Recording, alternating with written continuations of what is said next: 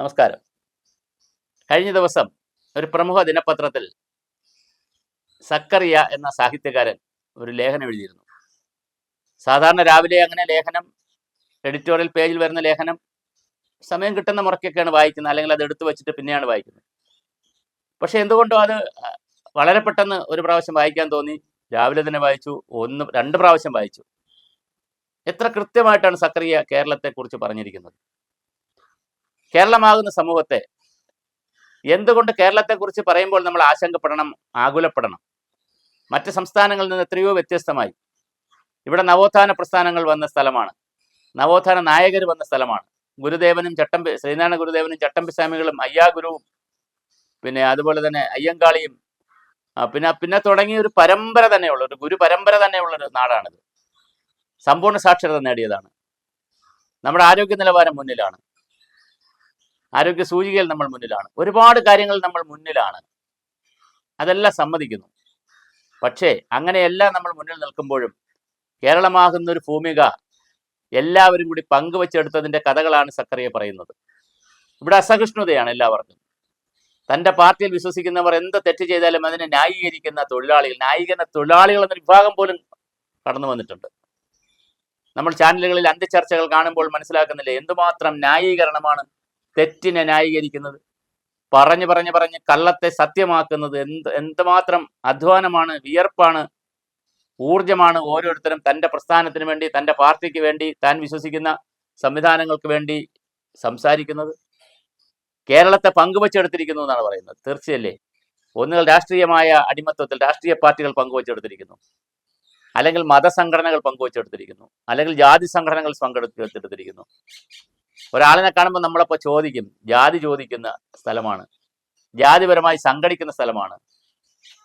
ജാതിപരമായി പഴയ കാലത്ത് സംഘടിച്ചിരുന്നത് അതാത് ജാതികളിലെ, നായർ സർവീസ് സൊസൈറ്റി ഉണ്ടാക്കിയതും SNDP ഉണ്ടാക്കിയതും, അതുപോലെ പുലയ മഹാസഭ ഉണ്ടാക്കുന്നതും ഒരു കാലഘട്ടത്തിൽ അയ്യങ്കാളിയും അല്ലെങ്കിൽ ഗുരുദേവന്റെയും ചട്ടമ്പിസ്വാമികളുടെയും അല്ലെങ്കിൽ ഡോക്ടർ പൽപ്പുവിൻ്റെയും ഒക്കെ കാലഘട്ടത്തിൽ ഉണ്ടാക്കിയ ഓരോ സംഘങ്ങളും അതാത് സമുദായത്തിലെ നവോത്ഥാനത്തിന് വേണ്ടി ഉണ്ടാക്കിയതാണെങ്കിൽ, അങ്ങനെ അതാത് സമുദായത്തിലെ, ജാതിയിലെ, മതത്തിലെ പുരോഗമനത്തിന് വേണ്ടി ഉണ്ടാക്കിയതാണെങ്കിൽ, അതെല്ലാം മാറിവെച്ച് പരസ്പരം അവകാശ തർക്കങ്ങൾക്കും സർക്കാരിൻ്റെ ആനുകൂല്യങ്ങൾ പിടിച്ചു വാങ്ങുന്നതിനും വല്ലാതെ തർക്കിക്കുന്നതിനും വേണ്ടി ജനങ്ങളെ അങ്ങനെ വിഭജിച്ചെടുത്തിരിക്കുകയാണ്. അപ്പോൾ ജാതിപരമായി വിഭജിച്ചെടുക്കുന്നു, മതപരമായി വിഭജിച്ചെടുക്കുന്നു, രാഷ്ട്രീയമായി ഏതെങ്കിലും രാഷ്ട്രീയ പാർട്ടിയിൽ വിശ്വസിച്ചാൽ അതിൻ്റെ അടിമകളെ പോലെ പ്രവർത്തിക്കുന്നു. അവർ പിന്നെ തെറ്റ് ചെയ്താലും ഒന്നും പറയുന്നില്ല. പണ്ടുകാലത്ത് മാർക്സിസ്റ്റ് പാർട്ടിയിലും കോൺഗ്രസിലും CPIയിലും RSP പോലുള്ള ഇടതുപക്ഷ പാർട്ടികളിലും കോൺഗ്രസിലുമൊക്കെ, ഇപ്പോൾ BJP അടുത്ത കാലത്താണല്ലോ കേരളത്തിൽ വന്നത്, എന്തെങ്കിലുമൊക്കെ തെറ്റുകൾ കണ്ടാൽ, കുറവുകൾ കണ്ടാൽ അത് മുഖത്ത് നോക്കി പറയുന്ന ഒരു കൾച്ചർ ഉണ്ടായിരുന്നു, ഒരു സംസ്കാരം ഉണ്ടായിരുന്നു, ഒരു ആദർശത്തിൻ്റെ സംഘമുണ്ടായിരുന്നു.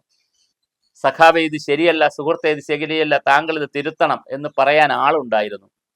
ആ കാലം പോയി, എല്ലാവരെയും പങ്കുവെച്ചെടുത്തിരിക്കുകയാണ്. അങ്ങനെ ഓരോരുത്തരെയും പങ്കുവെച്ചെടുത്ത് വന്നപ്പോൾ നമ്മുടെ സാംസ്കാരിക മണ്ഡലം എവിടെയാണ്? സാഹിത്യ മണ്ഡലം എവിടെയാണ്?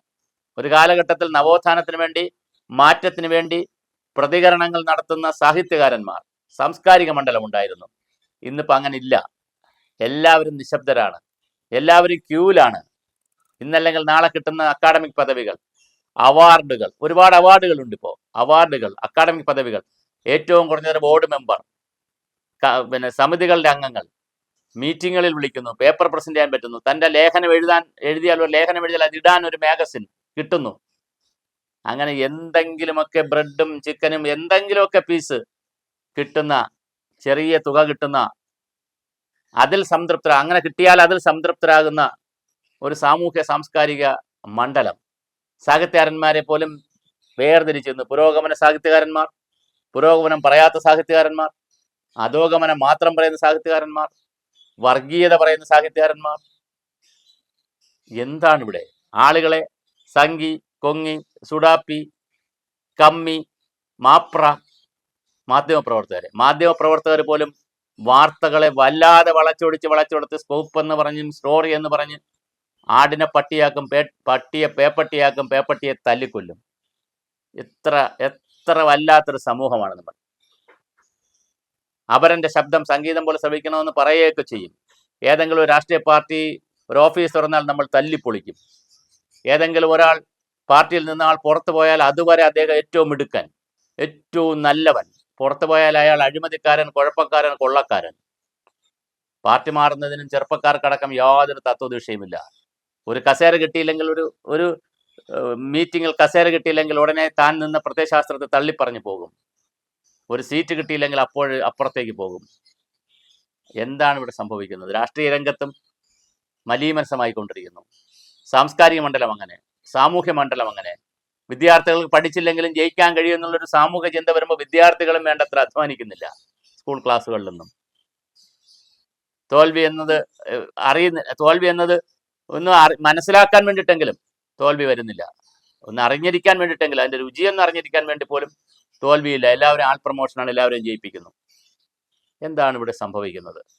ഒരു പോസ്റ്റ് ട്രൂത്തിന്റെ കാലമാണോ? സത്യാനന്തര കാലമാണോ? പെരും നുണകളാണോ ഇവിടെ സംഭവിക്കുന്നത്? അസഹിഷ്ണുതയുടെ പുതിയ രൂപങ്ങളാണോ നമ്മൾ കണ്ടുവരുന്നത്? മറ്റൊരാളിനെയും അംഗീകരിക്കാൻ കഴിയുന്നില്ല. ഞാൻ സൂചിപ്പിച്ച ഓഫീസുകളിൽ ഏതെങ്കിലും അവിടുത്തെ പ്രമുഖ സർവീസ് സംഘടനയിൽ അംഗമെടുത്തില്ലെങ്കിൽ സത്യസന്ധമായി പ്രവർത്തിക്കാൻ കഴിയില്ല. അഴിമതി നടക്കുന്ന ഓഫീസുകളിൽ, സംവിധാനങ്ങളിൽ അഴിമതി നടത്തിയില്ലെങ്കിൽ, കൈക്കൂലി വാങ്ങിച്ചില്ലെങ്കിൽ നിൽക്കാൻ കഴിയില്ല. എന്താണ്? പ്രാദേശിക രാഷ്ട്രീയ നേതൃത്വം പറയുന്ന അനുസരിച്ചില്ലെങ്കിൽ പോലീസ് സ്റ്റേഷനുകൾ ഉൾപ്പെടെ സത്യസന്ധരായവർക്ക് ജോലി ചെയ്യാൻ കഴിയില്ല. എന്തുമലം ഗ്രൂപ്പുകളാണ്. അതൊരു വശത്ത് നടക്കുന്നു. മറുവശത്ത് മല വേണ്ട, പുഴ വേണ്ട, നദി വേണ്ട, കാട് വേണ്ട, കാവ് വേണ്ട, കുളങ്ങൾ വേണ്ട, സകലതും വെട്ടി നിരത്തുന്നു, എല്ലാം ഇല്ലാതാക്കുന്നു, കണ്ടൽക്കാടുകൾ നശിപ്പിക്കുന്നു. എല്ലാം സംരക്ഷിക്കുന്നതിന് വേണ്ടി നിയമങ്ങൾ ആദ്യം ഉണ്ടാക്കുന്നു, നിയമങ്ങളിൽ ഇളവ് കൊടുക്കുന്നു. ഒരു റിപ്പോർട്ട് എഴുതിയ കസ്തൂരി രംഗൻ നമുക്ക് കാട്ടുകള്ളനാണ്. ഒരു റിപ്പോർട്ട് എഴുതിയ മാധവ് ഗാഡ്ഗിൽ നമുക്ക് കൊടും ഭീകരനാണ്. തീരദേശത്തെ നിയമം നമ്മൾ ലംഘിക്കാൻ വേണ്ടി, അല്ലെങ്കിൽ അതിനെ മാറ്റിത്തരാനാണ് മുറവിളി. എന്തിനാണ് തീരദേശം ഇങ്ങനെ സംരക്ഷിക്കുന്നു എന്നുള്ളതാണ് ഒരു കൂട്ടരുടെ മുറവിളി. മലനാടുകളിൽ വ്യാപകമായ റിസോർട്ടുകളും ഖനനവും വേണമെന്നാണ് മറ്റൊരു കൂട്ടരുടെ മുറവിളി. എല്ലാവർക്കും വികസനം വേണം, എല്ലാവർക്കും പണം വേണം, എല്ലാവർക്കും സ്ഥാപിത താല്പര്യങ്ങളാണ്. ഇതെന്ത് യുഗമാണ്? കുട്ടികളെപ്പോലും ബാഡ് ടച്ചും ഗുഡ് ടച്ചും ഉണ്ടെന്നൊക്കെ പഠിപ്പിച്ചു കൊടുക്കേണ്ടി വരുന്നു. മുതിർന്നവർ തൊടുമ്പോൾ, പെൺകുട്ടികളുടെയൊക്കെ ശരീരത്തിൽ തൊടുമ്പോൾ ഇങ്ങനെ ഗുഡ് ടച്ചും ബാഡ് ടച്ചും ഒക്കെ ഉണ്ടെന്ന് കുട്ടികൾക്ക് കൗൺസിലിംഗ് കൊടുക്കേണ്ടി വരുന്നു. കുട്ടികളിൽ ഒരു വിഭാഗമെങ്കിലും മദ്യത്തിനും മയക്കുമരുന്നിനും അടിമപ്പെടുന്നു. ഇതെല്ലാം നെഗറ്റീവ് പറഞ്ഞതല്ല, ഞാനൊരു ലേഖനത്തിനെ അടിസ്ഥാനമാക്കി പറഞ്ഞതാണ്. ഒരുപാട് നന്മകളാണ് ഞാൻ ആദ്യം പറഞ്ഞത്. ഈ വീഡിയോയുടെ തുടക്കത്തിൽ നന്മകളെക്കുറിച്ചാണ് ഞാൻ സംസാരിച്ചത്, കേരളത്തിൻ്റെ. പക്ഷെ നന്മകളോടൊപ്പം ഇവിടെ ആരെയും രാവിലെ എഴുതിയപ്പോൾ കൃഷി ഇടങ്ങളിലേക്ക് പോകുന്ന ആളുകളെ നമ്മൾ നിരനിരയായി കൃഷിയിടങ്ങളിൽ പോകുന്ന ആരെയും കാണുന്നില്ല. ഇവിടെ വ്യവസായ ഫാക്ടറികളിലേക്ക് പോകുന്നവരെ കാണുന്നില്ല. എവിടെയാണ് നമ്മുടെ യുവത്വത്തിൻ്റെ ക്രിയാത്മക ശേഷി? 5 ലക്ഷം വരുന്ന സർക്കാർ സംവിധാനത്തിലേക്കാണോ ഇങ്ങനെ പോകുന്നത്? ഏതെങ്കിലും PSC പരീക്ഷ എഴുതി കാണാതെ പഠിച്ചോ, ഏതെങ്കിലും ട്യൂഷൻ സെന്ററിലോ കോച്ചിങ് സെന്ററിലോ പോയി ഒരു PSC പരീക്ഷ എഴുതി സർക്കാരിൽ ജോലി കഴിഞ്ഞാൽ റിട്ടയർ ആവുന്നവർ ജോലി ചെയ്താലും ശമ്പളം, ചെയ്തില്ലെങ്കിൽ ശമ്പളം. പെർഫോമൻസിന്റെ അടിസ്ഥാനത്തിലല്ല പ്രൊമോഷനൊക്കെ കൊടുക്കുന്നത്. പേ പിടിച്ച് കിടക്കുന്ന ആളുകളെന്നാണ് സർക്കാർ ഉദ്യോഗസ്ഥരെ തന്നെ കളിയാക്കി പറയുന്നത്. നല്ല പോസ്റ്റ് കിട്ടണം, ആദ്യത്തെ P. അത് കഴിഞ്ഞാൽ നല്ല പ്രൊമോഷൻ കിട്ടണം, രണ്ടാമത്തെ P. നല്ല പേ കിട്ടണം, ശമ്പള സ്കെയിൽ കിട്ടണം, മൂന്നാമത്തെ P. നല്ല പെൻഷൻ കിട്ടണം, നാലാമത്തെ P. ഇങ്ങനെ പേ പിടിച്ച് നടക്കുകയാണോ? ഇതൊന്നും ആരെയും കുറ്റപ്പെടുത്താൻ പറഞ്ഞതല്ല. നമ്മൾ എത്ര മനോഹരമായി പോയാലും ഉള്ളിൽ ക്യാൻസർ ആണെങ്കിൽ, കുഴപ്പമുണ്ടെങ്കിൽ അതുകൂടി ചർച്ച ചെയ്ത് പോകണം. നമ്മുടെ യൂണിവേഴ്സിറ്റികൾക്ക് VC-മാരില്ല. എത്ര യൂണിവേഴ്സിറ്റികൾക്കാണ് VC-മാരില്ലാത്തത്? എന്താ സംഭവിക്കുന്നത് ഇവിടെ? സിലബസിൽ ഉള്ള പ്രശ്നങ്ങൾക്ക് ആയിരക്കണക്കിന് കുട്ടികളുടെ കോളേജ് സീറ്റുകളാണ്, കുട്ടികളുടെ ബിരുദവും ബിരുദാനന്തര ബിരുദത്തിന്റെ ആയിരക്കണക്കിന് സീറ്റുകളാണ് ഇവിടെ കോളേജുകളിൽ ഒഴിഞ്ഞു കിടക്കുന്നത്. കുട്ടികൾ കേരളത്തിൽ നിൽക്കുന്നില്ല. വിദേശ രാജ്യങ്ങളിൽ പോകുന്ന കുട്ടികൾ തിരിച്ചു വരുന്നില്ല. എന്താണ് സംഭവിക്കുന്നത്? ആർക്കാണ് മൂല്യച്യുതി ഉണ്ടായത്? ഇവിടുത്തെ രാഷ്ട്രീയ നേതൃത്വത്തിനാണോ? അതോ ഉദ്യോഗസ്ഥ സംവിധാനത്തിനാണോ? അതോ പൊതുജനങ്ങൾക്കാകെയാണോ? ഇത് വിലയിരുത്തണ്ടേ?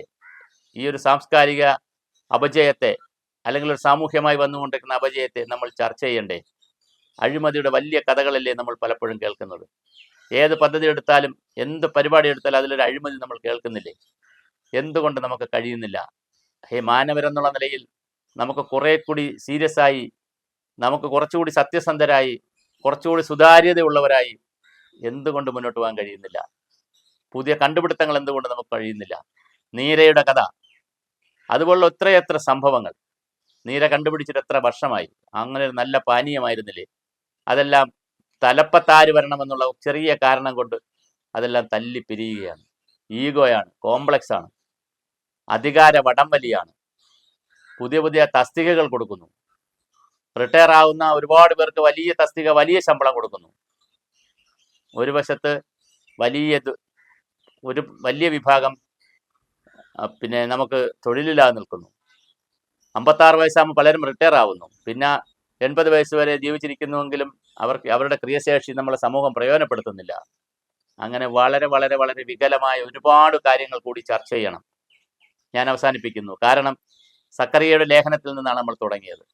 കേരളത്തെ എല്ലാവരും കൂടി പങ്കുവെച്ചെടുത്തിരിക്കുകയാണ്. മാറി മാറി വരുന്ന UDF, LDF, ഇനി BJP വന്നാലോ അല്ലെങ്കിൽ അവരുടെ NDA മുന്നണി വന്നാലോ എന്താണ് മാറ്റമുണ്ടാവാൻ പോവുക? അവരും കൂടി കുറെ പങ്കുവെച്ചെടുക്കും. കുറച്ചോളുകളെ മുസ്ലിം കമ്മ്യൂണിറ്റിക്കാരെ കുറച്ചുപേരെ കുറച്ച് പാർട്ടികൾ വെച്ചിരിക്കുന്നു. ക്രിസ്ത്യാനികളെ മറ്റു ചില പാർട്ടികൾ പങ്കുവച്ചിരിക്കുന്നു. ഹിന്ദുക്കളെ 2-3 ആളുകളായി പങ്കുവച്ചിട്ടുണ്ട്. അതിനപ്പുറമുള്ള മനുഷ്യരെവിടെയാണ്? ഇവിടെ മനുഷ്യത്വം എവിടെയാണ്? ഈ കടൽ മുതൽ കാട് വരെയുള്ള പരിസ്ഥിതിയെ സംരക്ഷിക്കുന്നത് ആരാണ്? ഇനി പാരിസ്ഥിതിക പ്രവർത്തകർ എന്നോട് പൊറുക്കണം. അവരുടെ കൊച്ചു കൊച്ചു തുരുത്തുകളിൽ നിന്നുകൊണ്ട് വലിയ കാര്യങ്ങൾ ചെയ്തതായി ചിന്തിച്ചവർ അതിൽ അഭിരമിക്കുകയാണ്. അവർ ഒരിക്കലും ഒന്നിച്ചു കൂടുകയില്ല. ഒരിക്കലും ഒരു IAS പറഞ്ഞത്, ഏതെങ്കിലും ഒരു കോറ മുതലാളിയോ അല്ലെങ്കിൽ ഏതെങ്കിലും ഒരു അങ്ങനെയുള്ള ഒരാളിനെ പിടിച്ചാൽ അതുവരെ ശത്രുക്കളായിരുന്നവരെല്ലാം ഒന്നിച്ചുകൂടി സമ്മേളനം നടത്തി അല്ലെങ്കിൽ ഒരു പത്രസമ്മേളനം നടത്തി ഒന്നിച്ചുകൂടി അവർക്കെതിരായ ആ നിയമത്തെ മാറ്റാൻ ശ്രമിക്കും. പക്ഷെ പരിസ്ഥിതി പ്രവർത്തകർ എന്തുകൊണ്ട് ഒന്നിക്കുന്നില്ല? അവരെല്ലാം തുരുത്തുകളിലാണ്. എവിടെയാണ് നമ്മുടെ കാലാവസ്ഥ മാറ്റത്തെ അഡ്രസ്സ് ചെയ്യുന്നത്? എവിടെയാണ് ഇവിടുത്തെ പാരിസ്ഥിതിക പ്രശ്നത്തെ അഡ്രസ്സ് ചെയ്യുന്നത്? എല്ലാവരും ഓടുകയാണ്. ആഗോളവൽക്കരണത്തിന്റെ അപ്പക്കഷ്ണങ്ങൾക്ക് വേണ്ടി മാനവരാശി ഓടുന്നതിന്റെ ഭാഗമായി കേരളത്തിലും നാം ഓടുകയാണോ? You are in the queue, please wait. നിങ്ങൾ ക്യൂവിലാണ്, താങ്കളും ക്യൂവിലാണ്, താങ്കൾക്ക് ലഭിക്കും. വന്ന ശാസ്ത്ര സംഘടനകളൊക്കെ വ്യവസ്ഥാപിതമായി ഇൻസ്റ്റിറ്റ്യൂഷണലൈസ് ചെയ്തു പോയപ്പോൾ അതിൻ്റെ മൂല്യങ്ങളെല്ലാം നഷ്ടപ്പെട്ടു. ശാസ്ത്രപ്രചാരണം നടക്കുന്നുണ്ടോ? 70കളേക്കാൾ കൂടുതൽ മന്ത്രവാദം ഉൾപ്പെടെയുള്ള കാര്യങ്ങൾ നടക്കുന്നു. കഴിഞ്ഞ ദിവസമാണ് ഒരു വ്യാപാരി അയാളുടെ സ്വർണം ഇരട്ടിപ്പിക്കുന്നതിന് വേണ്ടി 500 പവനിൽ കൂടുതലുള്ള സ്വർണ്ണം ഇരട്ടിപ്പിക്കുന്നതിന് വേണ്ടി ജിന്നുമ്മയ്ക്ക് കൊണ്ട് പൈസ കൊടുത്ത് അവസാനം ആൾ മരിച്ചു പോയത്. എത്ര സംഭവങ്ങൾ, എത്ര കാര്യങ്ങൾ. അപ്പോൾ ഇതിൻ്റെ ഇടയിലാണ് സക്കറിയെ പോലുള്ളൊരു വലിയ വ്യക്തിത്വം ലേഖനം എഴുതിയതും അത് കേരള സമൂഹം വായിച്ചതും. ഇനി ഒരുപാട് സക്കറിയമാർ ഒരുപാട് കാര്യങ്ങൾ പറയണം. കൂടെ നിൽക്കുന്നവരും പറയണം, മാറി നിൽക്കുന്നവരും പറയണം, പ്രതിപക്ഷത്തിരിക്കുന്നവരും പറയണം, ഭരണപക്ഷത്തുള്ളവരും പറയണം. പണ്ടുകാലത്ത് പറയുമായിരുന്നു, സമരവും ഭരണവും ഒന്നിച്ചു കൊണ്ടുപോകുന്നവരാണ് ഇടതുപക്ഷം. ഇന്ന് സമരമില്ല, ഭരണം മാത്രമേ ഉള്ളൂ. എന്നാൽ ഭരണം മാത്രമുള്ളപ്പോൾ അവിടുത്തെ ശരികളും തെറ്റുകളും എല്ലാം അനാവശ്യമായും ആവശ്യമായും ന്യായീകരിച്ചു പോകുന്നതല്ലാതെ ശരി തെറ്റുകളെ വേർതിരിച്ച് പഠിക്കാൻ, അതിനനുസരിച്ചുള്ള ചർച്ചകൾ നടത്താൻ ആരും തയ്യാറല്ല. മസ്തിഷ്കങ്ങൾ പണയം വെച്ച സമൂഹമാണോ നമ്മൾ? ആർക്കാണ് പണയം വെച്ചിരിക്കുന്നത്? എന്നോ വരുമെന്ന് ആഗ്രഹിക്കുന്ന തത്വശാസ്ത്രങ്ങളുടെ പിന്നാലെ ലോകത്ത് ഇതുവരെ ഒരു സ്ഥലത്തും പ്രയോഗിച്ചിടത്തൊക്കെ പരാജയപ്പെട്ട ഒരുപാട് തത്വശാസ്ത്രങ്ങളുണ്ട്. അതിൻ്റെ പുറകെയും ഒരുപാട് ആളുകൾ പോകുന്നു. ഒരു വലിയ ശൂന്യതയാണ് നമ്മുടെ മുന്നിലുള്ളത്. തീർച്ചയായും നമുക്ക് ചർച്ച ചെയ്യണം. ഇത് വലിയ ചർച്ചയാണ്. ഒരു സാംസ്കാരികപരമായ ഒരു മാറ്റം, സാംസ്കാരിക വിപ്ലവം എന്ന് പറഞ്ഞാലും കുഴപ്പമില്ല. ഒരു സാംസ്കാരിക നവോത്ഥാനം കേരളത്തിൽ നടക്കേണ്ട സമയം കഴിഞ്ഞിരിക്കുന്നു. ഒരു സാമൂഹ്യ നവോത്ഥാനം ഇവിടെ നടന്നു കഴിഞ്ഞു. പക്ഷെ ഒരു സാംസ്കാരിക നവോത്ഥാനത്തിൻ്റെ കാലമാണ് വരാനിരിക്കുന്നത്. അത് നടക്കുമെന്ന് നമുക്ക് പ്രതീക്ഷിക്കാം. അതിനുള്ള തുടക്കമായി സക്കറിയയുടെ ലേഖനത്തെ കാണാം. ഇങ്ങനെ ഏതെങ്കിലും പത്രത്തിലോ മാധ്യമത്തിലോ ഓൺലൈനിലോ ഒരു ലേഖനം വന്നതുകൊണ്ട് മാത്രം തീരുന്നതല്ല നമ്മുടെ വിഷയങ്ങൾ. പുതിയ തലമുറയ്ക്ക് ഇതിലൊന്നും യാതൊരു താല്പര്യമില്ല എന്നുള്ളതും വളരെ ഗൗരവമായി നാം ചർച്ച ചെയ്യണം. അവർ രാഷ്ട്രീയത്തോട് പോലും വിമുഖത കാണിക്കുന്നുണ്ട്. തീർച്ചയായും ഈ കാര്യങ്ങളൊക്കെ ഗൗരവമായി ചർച്ച ചെയ്യുന്ന ആളുകളെ പങ്കിട്ടെടുത്തിരിക്കുന്നതിൽ നിന്ന് മാറി ഒരു മൂല്യാധിഷ്ഠിതമായ, ഒരു ജനാധിപത്യപരമായ പ്രതികരണശേഷിയുള്ള ഒരു സമൂഹമായി നമുക്ക് മാറാൻ കഴിയുമോ? നമുക്കൊരു കുഞ്ചൻ നമ്പ്യാരിനി ഉണ്ടാവുമോ? ഒരു എം കൃഷ്ണൻ നായർ ഉണ്ടാവുമോ? ഒരു സഞ്ജയൻ ഉണ്ടാവുമോ? ഒരു ചെമ്മനം ചാക്കോ നമുക്കിനി ഇവിടെ പോലെയുള്ള ആളുകൾ ഇനി ഉണ്ടാവുമോ? തീർച്ചയായിട്ടും. ഒരു MN വിജയൻ മാഷ് ഉണ്ടാവുമോ? തീർച്ചയായിട്ടും ഉണ്ടാവാൻ സാധ്യതയില്ല. നമ്മളെല്ലാവരുടെയും പേര് തിരക്കി അല്ലെങ്കിൽ അവരുടെ കുടുംബം തിരക്കി അവരുടെ മറ്റു കാര്യങ്ങളും അവരെ പിന്നാമ്പുറങ്ങളും തിരക്കി എല്ലാവരെയും സോഷ്യൽ മീഡിയയിലൊക്കെ നമ്മൾ വല്ലാതെ ഉപദ്രവിക്കുന്നു. ഞാൻ ഒരു കാര്യം കൂടെ പറഞ്ഞ് അവസാനിപ്പിക്കാം. ആളുകൾക്ക് സ്വാതന്ത്ര്യം കൊടുത്തു സോഷ്യൽ മീഡിയയിലൊക്കെ. സ്വാതന്ത്ര്യം കൊടുത്തപ്പോൾ അതിനെ എത്ര വികലമായിട്ടാണ് ആ സ്വാതന്ത്ര്യത്തെ നല്ലൊരു വിഭാഗം ആളുകളും പ്രയോജനപ്പെടുത്തുന്നത്. മറ്റൊരാളിനെ ബോഡി ഷെയിം ചെയ്യാൻ, മറ്റൊരാളിനെ കുറ്റപ്പെടുത്താൻ, നമുക്ക് ഇഷ്ടപ്പെടാത്ത ആളുകളെ എല്ലാം ചാപ്പ കുത്താൻ, തെറി പറയാൻ, ഇത്രയും സ്വാതന്ത്ര്യം നമുക്ക് കിട്ടിയപ്പോൾ നമ്മൾ എങ്ങനെയാണ് ഒരു നല്ല സമൂഹമായി മാറേണ്ടിയിരുന്നത്? അതിന് പകരം സർഗാത്മകമായ കാര്യങ്ങൾ എഴുതാൻ ഒരു അവസരം കിട്ടിയ സോഷ്യൽ മീഡിയയിൽ, ഫേസ്ബുക്കിലും ട്വിറ്ററിലും ഇൻസ്റ്റാഗ്രാമിലുമൊക്കെ അവരനെ തെറി പറയാൻ, സ്ത്രീകളിൽ ഒരു ഭാഗമെങ്കിലും അതിനെ മറ്റൊരു പണോപാധിയായി കണ്ടുകൊണ്ട്, നല്ലതും ചീത്തയെന്ന് പറയുന്നില്ല ഞാൻ, പലതരത്തിലുള്ള റീൽസുകളും ഒരുപാട് കാര്യങ്ങൾ കുട്ടികളടക്കമുള്ള ആളുകൾ കണ്ടുകൂടാത്തതും അവർ അവരുടെ പ്രായത്തിൽ കണ്ടുകൂടാത്തതുമായിട്ടുള്ള ഒരുപാട് കാര്യങ്ങൾ കാണാൻ പൊതു പ്ലാറ്റ്ഫോമിലേക്ക് വലിച്ചെറിയുന്ന ചവറ് പോലെ വലിച്ചെറിയുന്നുണ്ട്. ഇതെല്ലാം ചർച്ച ചെയ്യപ്പെടണം. തീർച്ചയായും സത്യാനന്തര കാലത്തിൻ്റെ ഒരു പെരും നുണ കാലം, പെരും മഴക്കാലം, ഒരു കെട്ടകാലത്തിൻ്റെ കാഴ്ചകൾ ഒരുപാട് കാണുന്നുണ്ട്. ഇത് നെഗറ്റീവ് പറഞ്ഞതല്ല, ശുഭാപ്തി വിശ്വാസമില്ലാതെ സംസാരിച്ചതല്ല. പോസിറ്റീവായി തന്നെ നമ്മുടെ ജനത ചിന്തിക്കട്ടെ, ശാസ്ത്രീയമായി കൂടുതൽ ചിന്തിക്കട്ടെ. തത്വശാസ്ത്രങ്ങൾക്ക് തലവെച്ച് കൊടുക്കുന്നതിൽ മസ്തിഷ്കത്തെ പണയം വയ്ക്കിച്ച് ന്യായീകരിച്ചില്ലാതാവുന്നതിനേക്കാൾ ആ പ്രത്യയശാസ്ത്രങ്ങളെയും കൂടി കറക്റ്റ് ചെയ്യുന്ന, ശുദ്ധീകരിക്കുന്ന, സംസ്കരിച്ചെടുക്കുന്ന പുതിയൊരു തലമുറ, പുതിയൊരു സാംസ്കാരിക തലം, പശ്ചാത്തലം കേരളത്തിന് ആവശ്യമുണ്ട്. അതിനെല്ലാവരും, അതിൽ തുടങ്ങേണ്ടത് ഒരുപക്ഷെ സാമൂഹ്യ മണ്ഡലത്തിൽ നിന്നായിരിക്കാം, രാഷ്ട്രീയ മണ്ഡലത്തിൽ നിന്നായിരിക്കാം. അതിന് പ്രചോദനം നൽകേണ്ടത് ഇവിടുത്തെ മാധ്യമങ്ങളായിരിക്കാം. അവരും താല്പര്യങ്ങൾക്കനുസരിച്ച്, രാഷ്ട്രീയ താല്പര്യങ്ങൾക്കനുസരിച്ച്, മത താല്പര്യങ്ങൾക്കനുസരിച്ച്, മുതലാളിയുടെ താല്പര്യങ്ങൾക്കനുസരിച്ച് പ്രവർത്തിക്കുന്ന മാധ്യമ പ്രവർത്തകരും ധാരാളമുണ്ട്. അതൊക്കെ മാറി വരുമെന്ന് നമുക്ക് പ്രതീക്ഷിക്കാം. ഒരു സാംസ്കാരിക നവോത്ഥാനം, ഒരു സാമൂഹ്യമായ മാറ്റം കേരളത്തിൽ ഉണ്ടാകുമെന്ന് തന്നെ നമുക്ക് സീരിയസ് ആയി ആഗ്രഹിക്കാം.